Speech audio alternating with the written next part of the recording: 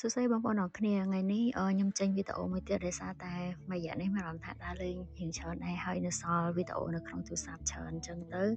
ក៏សម្រេចចិត្តថា voice over ដាក់វីដេអូមួយព្រោះខានធ្វើការ voice over យូរដែរហើយអញ្ចឹងណាហ្នឹងហើយសូមនិយាយតាក់ទងមួយការរស់នៅប្រទេសញូហ្សេឡង់អញ្ចឹងតាក់ទងមួយការរស់នៅញូហ្សេឡង់គឺមានអារម្មណ៍ថាជីវិតដើរយឺតយើងរស់នៅជាមួយនឹងធម្មជាតិច្រើនជាងបច្ចេកវិទ្យាអញ្ចឹងហើយជាពិសេសនៅតំបន់ដែលខ្ញុំរស់នៅអញ្ចឹងគឺនៅកោះខាងត្បូងនៃប្រទេសញូហ្សេឡង់ហើយឃើញភាគច្រើនតាដើរលេងអញ្ចឹងគឺអត់មានតាដើរលេងណាឆ្ងាយទេគឺនៅចិត្តផ្ទះទេជិះឡានប្រហែលជា1ម៉ោងកន្លះអីអញ្ចឹងហើយជីវិតនៅនេះគឺមានអារម្មណ៍ថាគឺគេផ្សារភ្ជាប់ជាមួយនឹងធម្មជាតិច្រើនជាមួយនឹងសកម្មភាពគេហៅថា outdoor activity ដូចជាការឡើងភ្នំការទៅហែលទឹកនៅសមុទ្រឬក៏ដើរលេងអង្គុយមាត់បឹងពិកនិចអីចឹងទៅ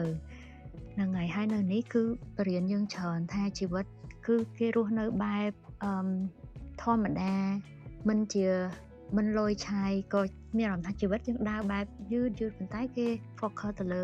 តាក់ទងមួយ work life balance ហើយភាគច្រើនធ្វើការគឺត្រូវតែមានពេលក្នុងការសម្រាកហើយសៅរ៍អាទិត្យចឹងទៅភាគច្រើនគេដល់មាន plan សម្រាប់ថាត្រូវតែដើរលេងណាទៅស្គាល់កន្លែងនេះកន្លែងនោះចឹងទៅហើយតាក់ទងមួយការឡើងភ្នំវិញគឺជាសកម្មភាពមួយដែលទូទៅមែនតើសម្រាប់ប្រជាជននៅក្នុងប្រទេសញូហ្សេឡង់ហើយសូម្បីតែក្មេងទូចហ្នឹងក៏ភាគច្រើនគាត់អាសាឡើងភ្នំដែរហើយកន្លែងដែលខ្ញុំទៅឡើងភ្នំហ្នឹងគឺមានឈ្មោះថា Peak Hills ហើយនៅ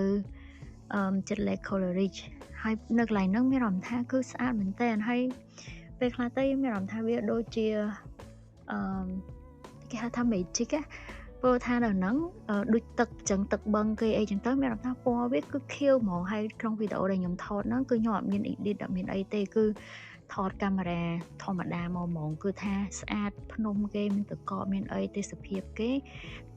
ទឹកបឹងទឹកអីហ្នឹងទៅគឺមានអារម្មណ៍ថាទឹកវាពណ៌ខៀវខ្លាំងមែនតើហ្មងហើយភាគច្រើនភ្នំគេអត់មានដើមឈើទេភ្នំមានតែថ្មហើយដល់ពេលមានខែល្ងាខែspring អីហ្នឹងទៅវាមានព្រិលធ្លាក់តិចទៅលើកំពូលភ្នំហ្នឹងគឺឃើញស្អាតហ្មងហើយភាគច្រើននៅតំបន់ដែលខ្ញុំនៅហ្នឹងគឺពិសេសទៅអ្នកជនបទសុទ្ធសាធហ្មងភាគច្រើនតំបន់ចកានៅហ្នឹងអញ្ចឹងគេដាំដំណាំដាំអីច្រើន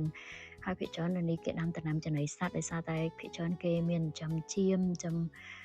ហើយនឹងចិញ្ចឹមគោអញ្ចឹងគឺនៅនេះគឺចៀមហើយនឹងគោហ្នឹងគឺមានច្រើនមែនតើហ្មងអញ្ចឹងវីដេអូហ្នឹងគឺមានតែប៉ុណ្្នឹងទេអរគុណបងប្អូនទាំងគ្នាសម្រាប់ការតាមដានវីដេអូមួយនេះ